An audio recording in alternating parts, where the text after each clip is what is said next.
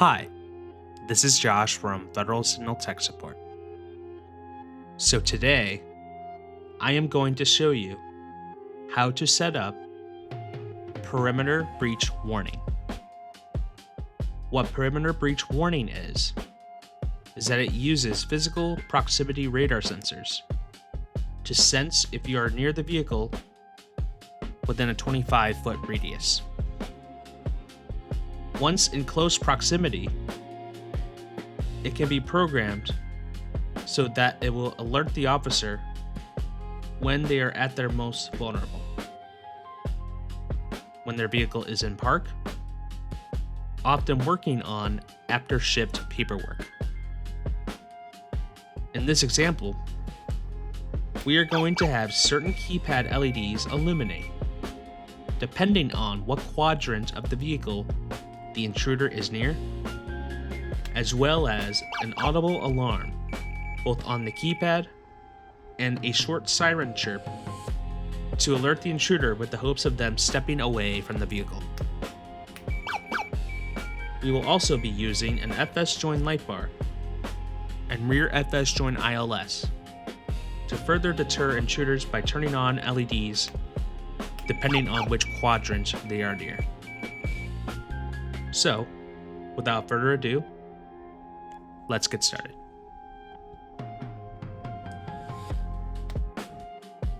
So before we even start the programming process, we need to set up the sensors and wire them. The perimeter breach warning kit comes with 6 sensors. You have your driver front, your 12 o'clock sensor, and passenger front. Those are the first 3, which are located on the front wiring harness. So that wiring harness is where those sensors would need to be attached.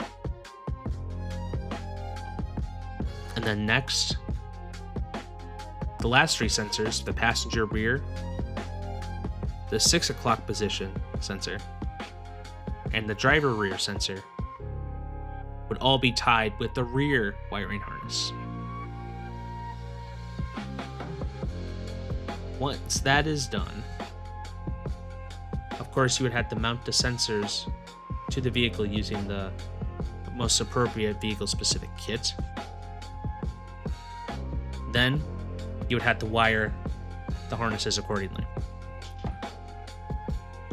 The front wiring harness would be going to these sensors here again, and then off that harness there should be a green wire and a yellow wire, which is trigger 1 and trigger 2.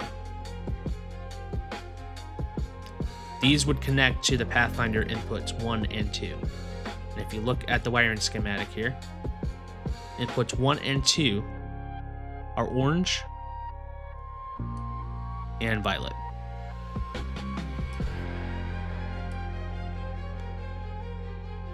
And then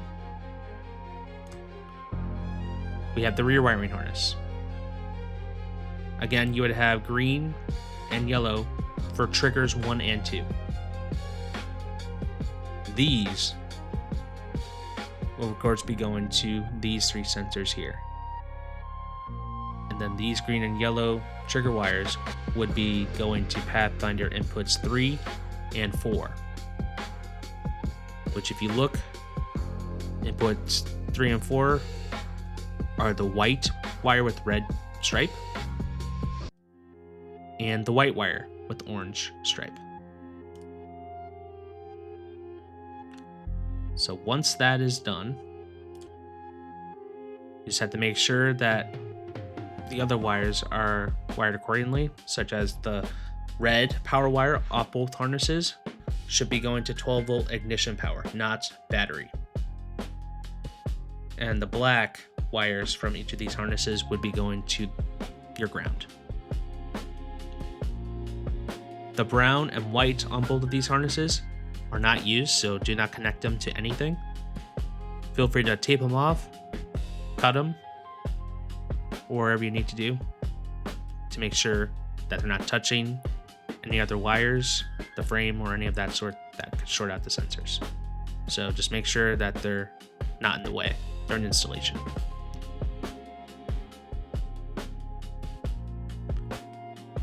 Okay. So once that is done, we can now move on to programming. So to start, open up the Federal Signal configuration software.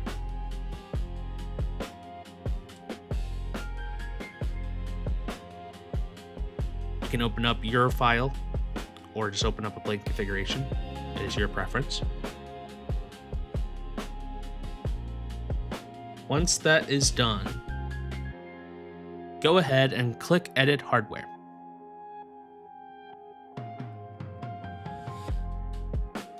So, like I mentioned, we have an FS join light bar and an FS join ILS rear. And if you want to use more devices, feel free to add more, such as Dynaflares, CN Signal Master. Any of those devices can also be used. You just have to make sure that both or all of these devices are all set up, connected, and just make sure if the RFS join that you click Detect LED Configuration to pull the configuration from the light bars into the software.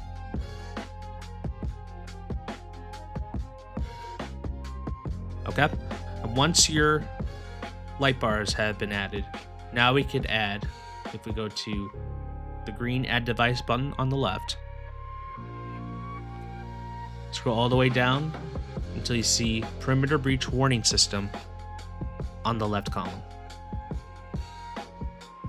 So what this will do, it'll automatically set up the 4 inputs on the Pathfinder so it can work with the perimeter breach seamlessly, assuming everything is wired correctly. So now once that is done, we can go ahead and click Continue on the left. So you may notice that your 4 inputs are now labeled. So these are your sensors. So you got driver front, passenger front, driver rear, and passenger rear. They're all labeled. So first we're going to start programming the alarm on the keypad for each of the sensors. So anytime they're near the sensor, it'll trigger on an alarm on the keypad. So let's go to the driver front sensor first. Click the properties icon, which is the gear icon on the top right with an arrow coming out. And there should be alarm drop down. Click the drop down and go ahead. You can choose any of these options here. But in this example, we are going to use the triple beep alarm, like so. Now, let's move on to the passenger front sensor. So same thing, let's go ahead and click that drop down and do triple beep. Then let's go to the driver rear sensor, drop down again, then select triple beep. And then lastly, select the passenger rear sensor. Same thing. Select triple beep.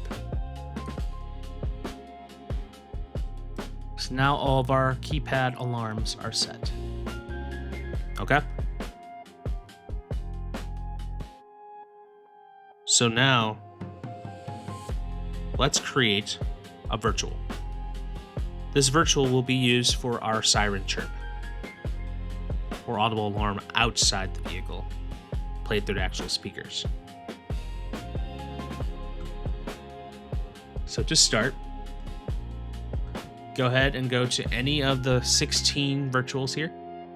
In this example, we are going to use virtual 1.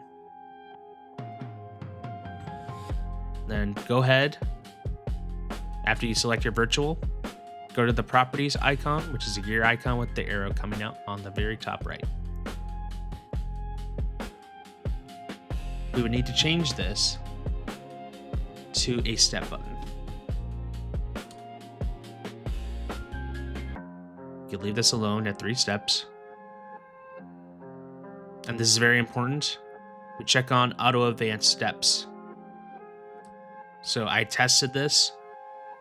You'd put in 0.8 seconds. And of course we need to rename the virtual Siren Chirp. Just like that.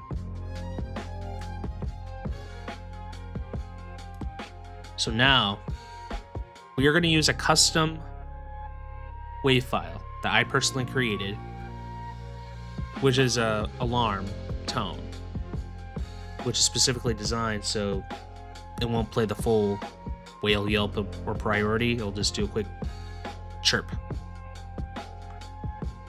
So, that being said, I have included a link in the description of the video, so feel free to download that wave file.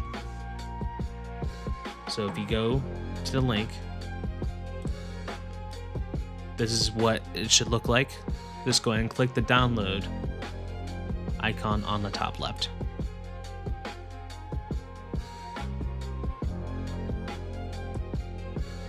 Once that file is downloaded, we would need to import a voice message. So we just click on import voice message.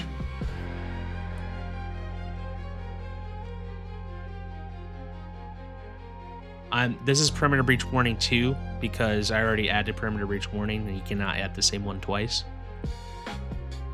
So we're just going to open this in this example, but yours would be perimeter breach warning.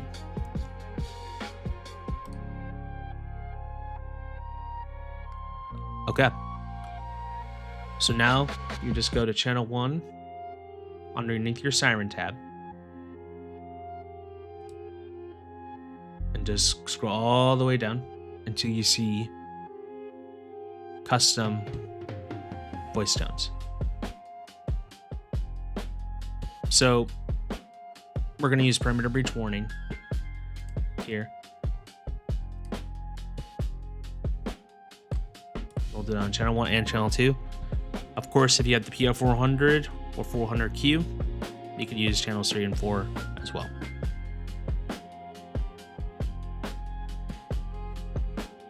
Okay, so once that is done, we need to move on to step 2.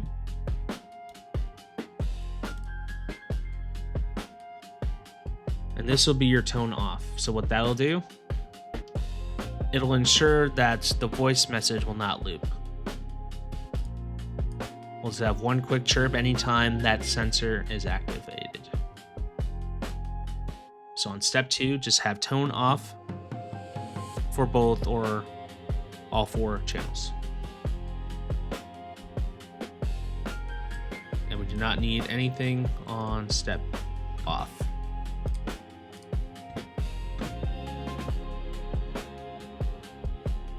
Perfect. So now let's go ahead and go start programming our perimeter breach warning sensors. So to start, let's start with our driver front perimeter breach warning sensor. Let's start with the FS join light bar. So, of course, you can program it however way you want, but in this example, we're going to turn on this portion of the light bar. So just make sure legacy mode is turned off. Just drag over these 4 LED heads right here. Go to steady burn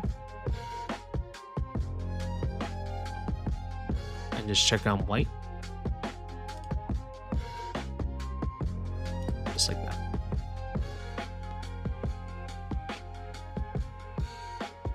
So we don't have to worry about the FS short ILS rear yet because we're not on the rear sensors yet. So we're good on the light bar. Then let's move on to remote activation. We need to toggle on siren chirp by just having it move to step 1. In the on position, then go to the off position underneath the keypad. It should turn blue. Have siren chirp toggles off.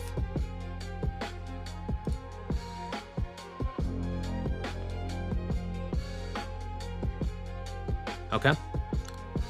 And then we can move on to miscellaneous. So for this step, we're going to add our keypad LEDs to make B1 and B2 blink white. Of course, you could do any color, but in this example, we're going to do white. So to start,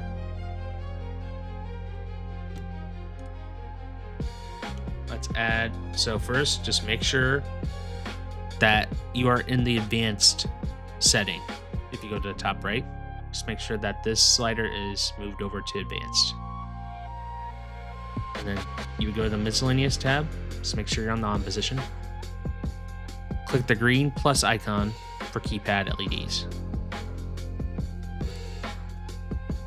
So we would want B1, so we're good here.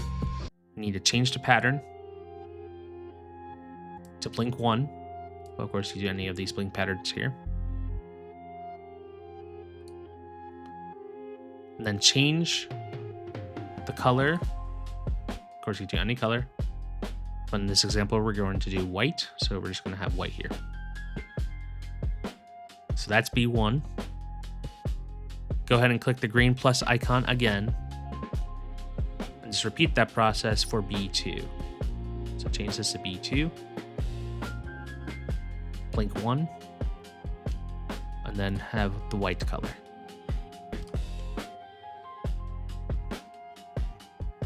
Then we would need to move on to the off position. So start turn blue here underneath the keypad. And just have those same buttons dim blue. So wherever your default keypad setting is when all the buttons are off, we would need to have it set back to that color. So in this example, it's just going to be blue, which is the default. So change this to dim. It's already B1. And then have this turn blue. And then we click this green plus icon again. Change this to B2. Change this to dim. Then change this to blue.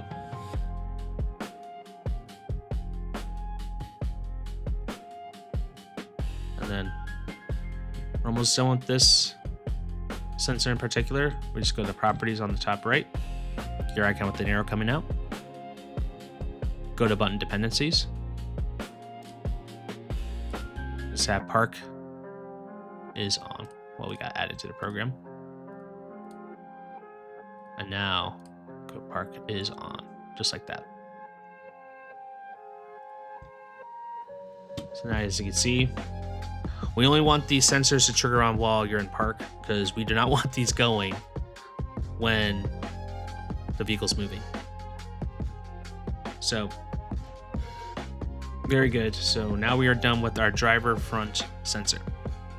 Let's move on to the passenger front sensor. So we will start by going to the properties icon on the top right. We'll just put park is on again. Now, if you have OBD, you don't have to do the hardwired park input. Just put transmission range is park. It'll do the same process. You just have to make sure that you right-click park and delete it, so you don't have two park senses in the program. But in this example, we're going to have this hardwired park. So it's going to say park is on.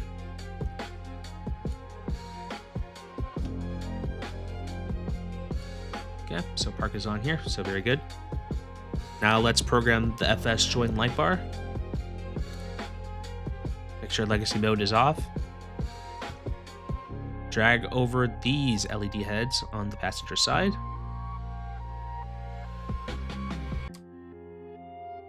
Go to the steady burn tab here and just check on white.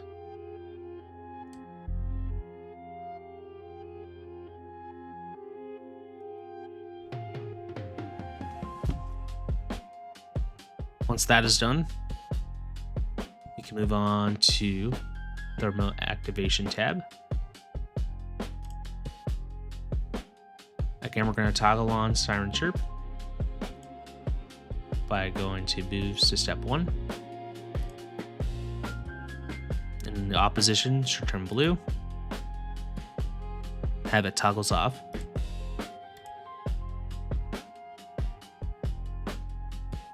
And then go back to the on position, go to miscellaneous. Again, make sure advanced is turned on. Now we want these LEDs to flash, indicating that the passenger front sensors have been triggered. So click this green plus icon here. So for this one,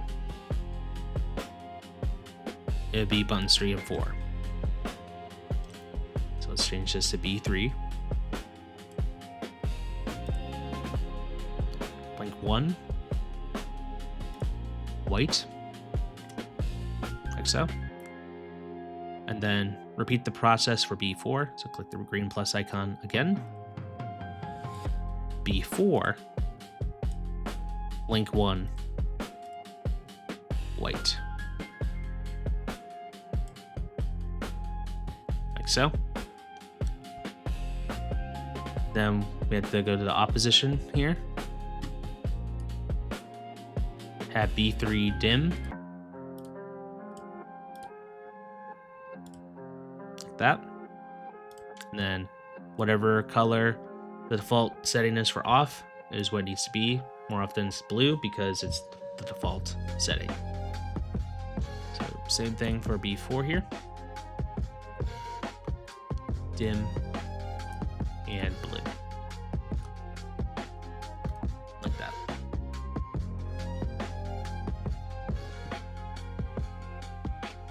Very good. So now we are done with the passenger front sensor. Now let's move on to the driver rear sensor. So we could start by going to the properties icon again. Have dependency park is on, or if you have OBD, transmission range is park.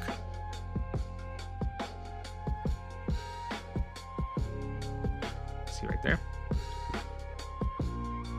Now let's program our FS join ILS rear, because we're moving on to the rear sensors now, so we can use this now.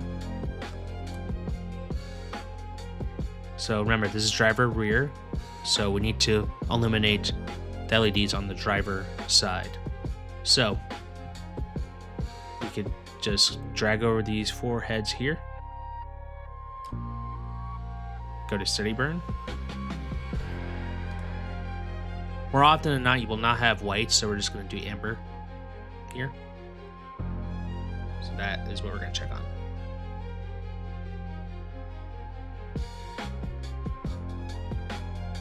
And then if we go to FS join light bar, we'll drag over these 4 LED heads. Same thing. Let's make sure legacy mode is off. Go to steady burn, amber, these 4 heads, like that.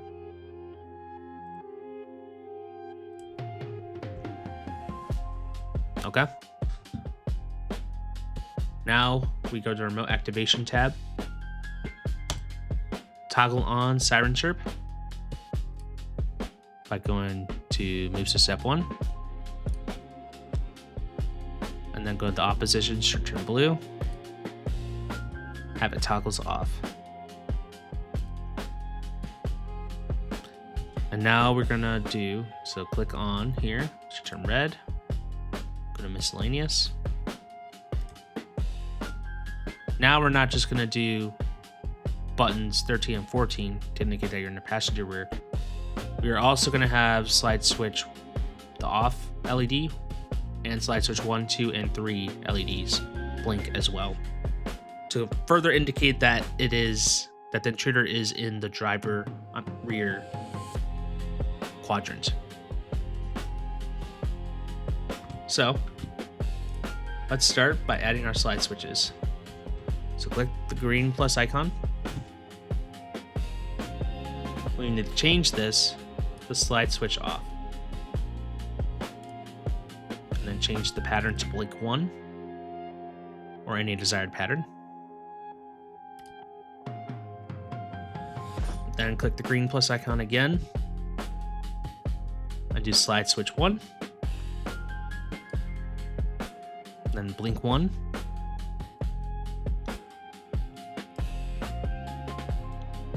Slide switch 2. Blink 1.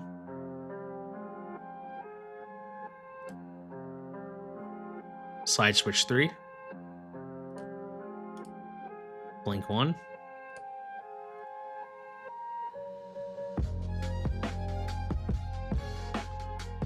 B13, which is this button here. Back to colors.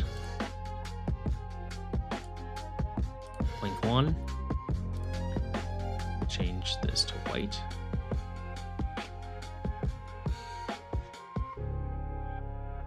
And then B14. Blink 1.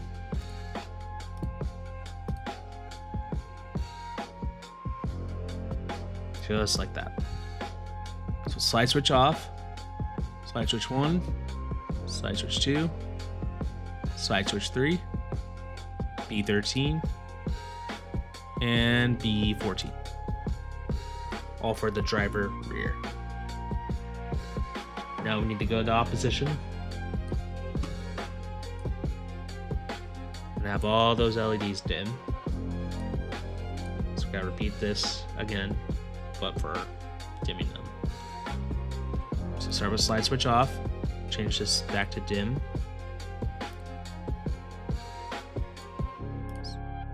Change this slide switch 1, dim.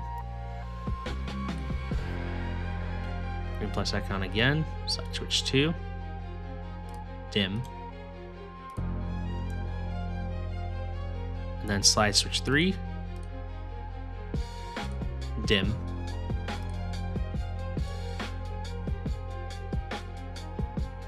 And then we can move on to our buttons here. B13, dim, and again blue, just the default setting. And B14, dim,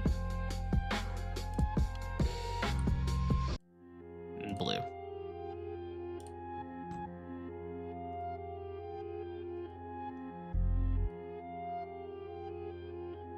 Very nice.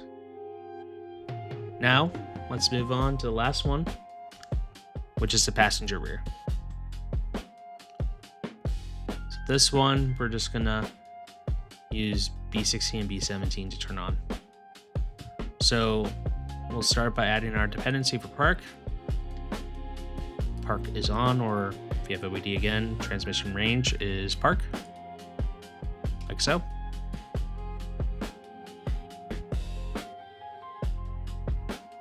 And then we can move on to our FS join ILS rear. Like that. And then drag over these 4 heads. Make sure legacy mode is off. And then turn on amber.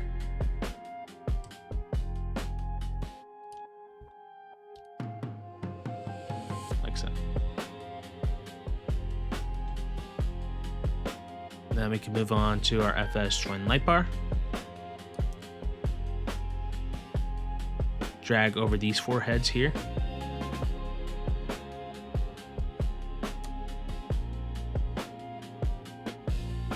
And go to steady burn, legacy mode is off. Go to amber. And no flash pattern.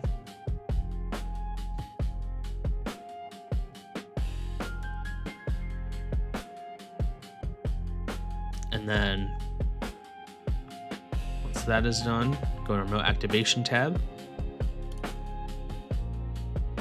We're toggling on Siren Chirp by going to moves to step 1. Then go to the off position. Have it toggles off. That should turn blue. Then go to miscellaneous. Again, make sure the advanced slider is turned on. And let's go to the on position here. It should turn red. And then let's click that green plus icon again. At B16, which is this button here. With the blink 1 pattern. Changing the color to white. And then click the green plus icon again. And at B17, the blink 1 pattern. And then white. Like so. Then we can move on to the off position. So turn blue. We want to revert back to default. So B16 here. And just go back to dim and change it to whatever color the default is, which in this case is blue. Click the green plus icon again to B17, dim, and then blue, like so.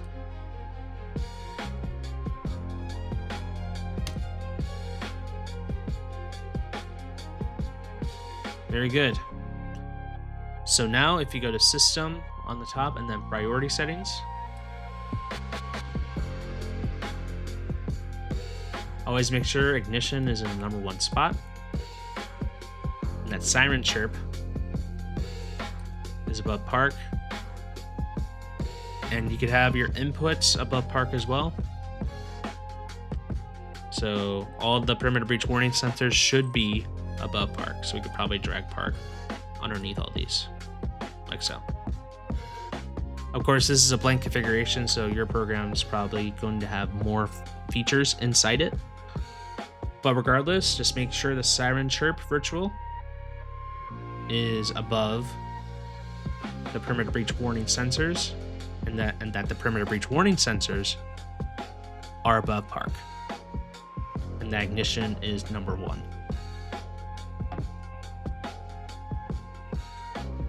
So other than that, you should be good to go. So you can close this out and then just go to device on the top and then program device to update the configuration into the amplifier. And then after that point, you feel free to test it and make sure the sensors are working. So just step in front of the sensors and see if when you're in proximity, they do trigger on.